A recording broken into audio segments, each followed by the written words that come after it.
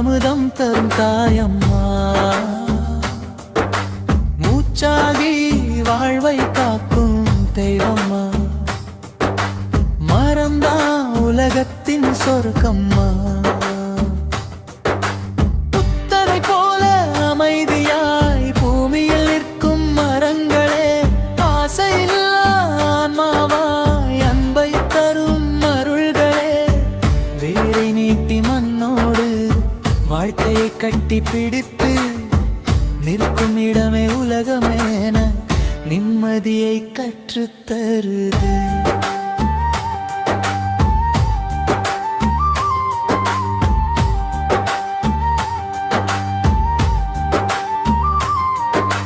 மரம்தான் உயிரின் நிழலக்கா, மண்ணுக்கே அமுதம் தரும் தாயம்மா.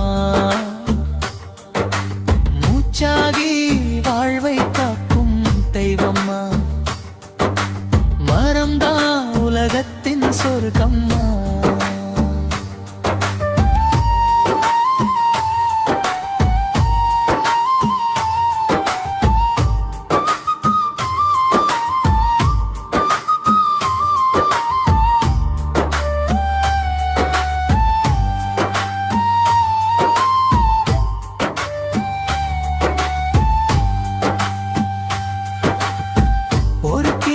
வெட்டினாலும் அருகிலை நீட்டி மன்னிக்கும் இயேசுவை போல அன்போடு இரக்கம் காட்டி காத்திருக்கும்.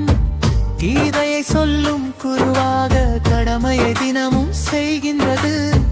பலனை மட்டும் மனிதருக்கு பரிசாக மரம் தருகின்றது.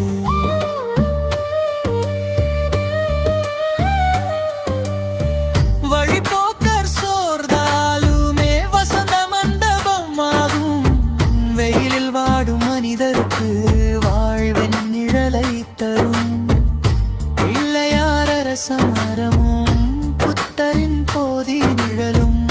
ஞானிகள் அமர்ந்த மரத்தை ஞானம் பூக்கும் பூமிதானே. வீட்டுக்கு ஒரு மரம் நட்டால் வாழ்க்கைக்கு ஆயுள் கூடும். பிள்ளைகள் தூரம் போனாலும் பாசமாய் நிழல்